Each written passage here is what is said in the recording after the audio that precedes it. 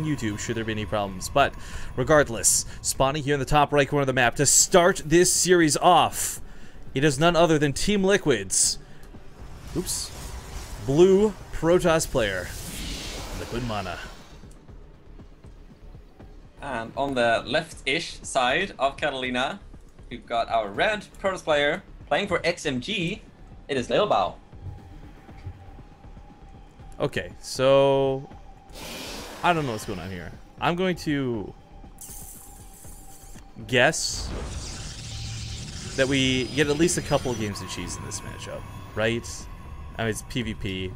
Probably, Potential's kind of high. But what I'm really hoping for are the late game plays. Those are the best PvPs to watch. Those are the most fun PvPs to watch. Those are the ones I fall in love with. When you see the scrappy dudes and the Zealot warp ins on the side and the warp prism move is always my favorite. I always gush about this on stream. But to get to that Colossus versus Colossus, Tempest versus Tempest sort of late game scenario is just so difficult. It requires such a high level of play, which both of these guys are fully capable of. But if there's one thing I've kind of felt out so far, it's that Lilbow is willing to be aggressive where MaNa isn't. And I'm kind of curious to see if that'll translate here in the finals. Yeah, it's definitely going to be interesting. But I mean, you also have this thing when you got two really high-level players, we might end up, in a scenario where both players might go for like pressure builds or like aggressive builds, but then the other guy is very good at defending, or the attacker doesn't fully commit. So we might have we might see a lot of like transitions into the mid game from these players. Not entirely sure if that's the case, but that's what can happen in PvP sometimes. I've seen a lot of comebacks happen in PvP. So even if you get like a semi build order loss, you can still make it work if you play really well. So see how it unfolds. For now, both players mining a lot of gas. We're not seeing any 2 gateway openers or anything like that. I kind of wish Lilbow had gone to scout, though. I mean, this is the annoying thing about PvP. Yeah. You actually can't stop your opponent from scouting what you're doing until the Mothership Core comes out. And even then, that probe's faster than the Mothership Core, so it can walk around for a while. So MaNa actually gets away with a Stargate, and Lilbow has no idea this is coming. Yeah, I mean, is he going to scout with a Mothership Core, maybe? Because he hasn't probe scouted at all. It's kind of strange. If he doesn't scout with the Mothership Core, surely he's gonna have like units waiting in his mineral line, just in case there's an Oracle, right? So hopefully he just doesn't die to an Oracle. I don't imagine that's the case. Oh, he goes for a 1 gate expand, and he goes for 2 sentries. He's gonna need to Chrono Boost now with his 2nd sentry, but he's gonna need a Stalker after that as well, because you don't want to have only 2 sentries versus an Oracle. They're gonna vaporize quite quickly. And it's gonna be Phoenix. Oh. Okay, so this is a little more interesting. The Phoenix is the safer opening because he knew Lilbow didn't go for the Stargate himself, but had he gone for it, this is like a good counter to someone who might send Oracle your way. Phoenixes though work pretty finicky and well in this matchup. You can use them to harass, to pick up a Mothership Core, this, that, the other. But I think the biggest thing they do, and a lot of people always forget this, is just the crowd control element. Being able to Graviton beam up your opponent's Immortals while you're matching on Stalker count, suddenly you take that fight and then overwhelm afterwards. I mean, it's such a fun and cool mechanic, but it's rarely used to its fullest potential, I feel. Yeah, it's there's definitely a lot of potential in those Phoenixes. I'm really liking Lilbow's opening versus what MaNa is doing, though. Unless MaNa goes for like a 3-gate Phoenix all-in, that could be pretty good against what Lilbow is doing, I'd imagine. But it seems like MaNa is going to be playing more of a defensive Phoenix style, because he's going using probes right now. He's got the Robo finishing, so he's not going for that 3-gate Phoenix play. But Lilbow, sure, he's going to lose some probes to the Phoenixes, but with this quick of a Nexus, he's still going to end up in a probe lead, despite those Phoenixes being out. So I like Lilbow's opening versus this. Obviously, he's not going to have Blink and stuff, but you don't really need Blink as long as you're careful about those Phoenixes. But MaNa now moving into the natural. No real reinforcement potential, though, just kind of poking a little bit. Force-set the overcharge, though. The Mothership Core was in danger of dying. The thing about the Phoenixes is Stalkers don't clean them up very quickly, so they can actually kill Mothership Core oftentimes before they themselves get picked off. So I had to use Photon Overcharge there. Also helped to fend off the gateway units in the natural, but it's nice for MaNa to get that out of the way, because now, look, we see the Phoenix starting into the main, and there's no Photon Overcharge there now, so it's gonna get a couple of probes. I guess the gas running in too, which is really nice, and we'll get out alive. A little bit of pepper taking on that one Phoenix, but hardly the end of the world for him. His Nexus really late compared to his opponent, though, so picking off 3 probes right now, Oh, it evens it up, but Lilbow's producing from 2 at a time. He's chrono boosting out as well. He's gonna make up those losses, no problem.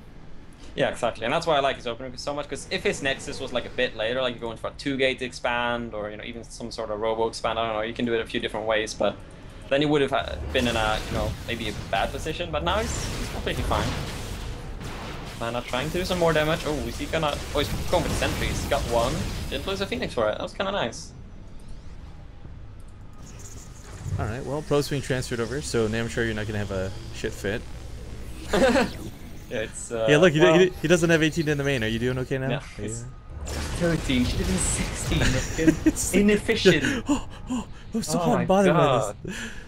Players are so. Alright, so. Yeah. Alright.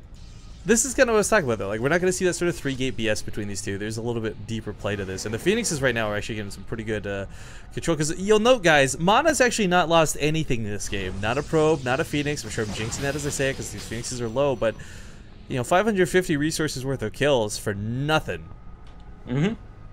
It's nice. And, those Phoenixes are still alive. And like you said before, you can pick up the Immortals later on. And Lilbow's going to need, like, high tempers and stuff to really nullify those Phoenixes, so. By the way, I think the Immortal animation of it being in the air is probably one of my favorites in the game. It's little crabby legs like kick all over the place. It's like, help me, help me, help me. I haven't really paid attention to that before. Hopefully I get to see it later. Yo, you gotta learn to pay attention to detail. Like, did you know Stalkers have tiny little T-Rex hands? I'm not even trolling you. They seriously like have these tiny little T-Rex arms. Here. Zoom in on this one. Do you see this? Look at this guy. Well, let me look at your vision. Look between the legs. These two little T-Rex arms. Well, that is cute. I'm just saying, Amsher, you gotta pay attention to detail. You miss these things. I guess I do. That's awesome. Oh, you know what? I don't know about this. Lilbow's investing in Blink. This is really good early on. But as we've seen multiple times, Blink and Stalkers in general are like the worst late game units to have. Like, just the worst. Yeah, I mean, he did invest in quite a few Stalkers just to try and not take a lot of damage to the Phoenixes, so in that sense, it's going to be nice to have Blink on the Stalkers that he has, but I agree that Blink this late in the game isn't really that useful. Like, he might as well have gone into charge with that or something else more valuable. Because like you said, Stalkers later on, they're going to be pretty bad. Maybe he can do some harassment, like Blink into the main or something later. Could be cool, but yeah, well, it's his choice, so. Oh, and he cancelled the third. What did he see to make him do that? I guess he saw the armor with the Halo Scout, maybe? Maybe. I mean, this is a lot of Immortals, so we'll get torn down. So you saw almost finished, he ends up cancelling that. So a good thing he did, because yeah, that's a lot of Immortals, and those Phoenixes as well. Could have picked up Lilbow's Immortal. Wait, okay, so a lot of gateways. Wait, he's got... I didn't even... He's got 2 Twilights? Wait, who? Charge just finished, man. Wait, who's got 2 He would Twilights? search Charge and Blink at the... Like, surely that was... It must have been a mistake, and then because he had 2 of them, he got the upgrade. I didn't even notice, like, it just didn't even faze me. I'm like, oh, those are standard upgrades, but... Okay. Yes. So Lilbow's not only in the hole, he's apparently on tilt a little bit. I mean, there's no strategy to go for Charge and Blink at the same time. I completely missed that. Yeah, he was researching Charge before Blink, even, I think. Right, then but like, I guess he realized he had 2 Twilights, and he's like, oh, I guess I'll get Blink as well. that 15-minute gateway Charge Blink timing that's so popular with the kids nowadays. Well, he's making a lot of gateway drift. He is starting to pick out the Phoenixes, though, which is really nice. These are no longer devastating. Oh, feedbacks are beautiful on that one. But as the Phoenixes go, so does the stress of having to defend his mineral lines. So Lilbow's getting a third up right now. But, I mean, MaNa, he doesn't have a third in mind. He's looking to go for these plus... well, actually, he's +2's a little bit behind, but still. MaNa's looking to go for an attack at some point. And right now, Lilbow's matching him unit for unit. It's, I feel not going to go so well. Or MaNa's is gonna... I mean, he could go for a third cancellation again and expand behind it, but I feel like MaNa should expand behind it. Right, but hang on. I just realized I said unit for unit, but there's no Colossus here for Lilbow. He's gone for the yeah, exactly. The Archons. And I told you I've seen this before with Koreans, with others, and this just never tends to go in the favor of the player who doesn't have Colossus. I mean, the only thing that goes in this well of a mood, I guess, is the fact that there are a lot of Blink Stalkers. Maybe they blink on top of the Colossus and focus it down, but then they eat the Immortals of the Archon to the face. I just don't know. I don't know, man. I don't think it's gonna work. This is getting awkward. I mean, Lilbow knows where MaNa's army is, I guess, and he's he's gonna guesstimated. I don't think he knows. Oh, the warp prism. I swear I saw Hellas go. Okay. He doesn't have a anti-air to kill this. Oh, speed back to Mother go. Nice. Oh, and no now he's gonna recall. go with the base Oh, trade. no recall. This forces a base trade. Yeah. Oh, Wow. sick move out of Lilbow. That feedback seriously might have just won him the game straight up, because it's 3 bases to 2 that Lilbow's got to tear through, and he's already got a head start. Probes. Oh, they're so low. Lost quite a few there, MaNa did, because he's got the third transfer too, but he lost a lot of probes now, and he could recall. He's not gonna do it. Oh, he is actually going to recall. But this actually God. has the army already ready to fight. MaNa's going to back away from this, but he's got the Colossus. All these units going to force him to a choke, and, well, no, put the probes back home. You don't need them over here anymore, MaNa. Send those probes home. Your base is safe. Don't bring them here. No, it did lose the natural, but I guess you could transfer them, yeah, to the third base that's finishing now. But yeah, MaNa's army is pretty good, man. 3 Colossus. Lilbow does have a lot of supply, but those setups are so clumped up, it's gonna be hard to engage into MaNa's army. Oh, he lost the 12 counts of the natural. That's why he doesn't have more Archons coming in. I was like, you got 400 gas. What are you doing? But Oh. Yeah, well, MaNa's going in. Let's push are still active. Getting up the pilot. Ooh. There's a lot of setups blinking. Trying to snipe the Colossus. Oh my god, he doesn't get it. Oh my god, 2 hit points on that Colossus. That's such a big deal. Those laser beams stepping are back. swiping hard. Oh my god.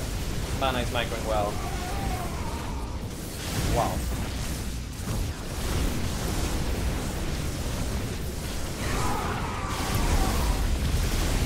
Well, that Immortal's trying to get involved in the fight, but these Zealots coming in with charge are really nice.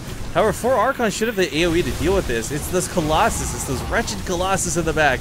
The Mothership Core was valiantly trying to finish off that one low one, but... this Charge Lots might just do it. He walks down the cliff! Oh my god! The control from MaNa right now is actually really sick. Yeah, MaNa's controlling this super good. He just did that engagement perfectly. Kept his The Colossus problem for alive, Lilbow too is, like, if he kept warps here into the damage. natural, these units are killed before they finish warping in. Yeah, exactly. This is such a hard position for Lilbow to engage into, and yeah, that's the problem when you don't have the Colossus yourself. Like you said, you need to at least fight in an open area, you know, so you don't get stuck on a ramp like that. It's so hard for Lilbow to engage. But The range MaNa on this does that. Colossus, it's absurd. It's like a mobile siege tank. Why did Colossus not have the siege jump? That's what I'm saying. GG. Wow. That looked like Lilbow was going to win that game, but MaNa turns it around, fantastically so. GG. Game number 1 in this best of 7 goes to our Team Liquid player.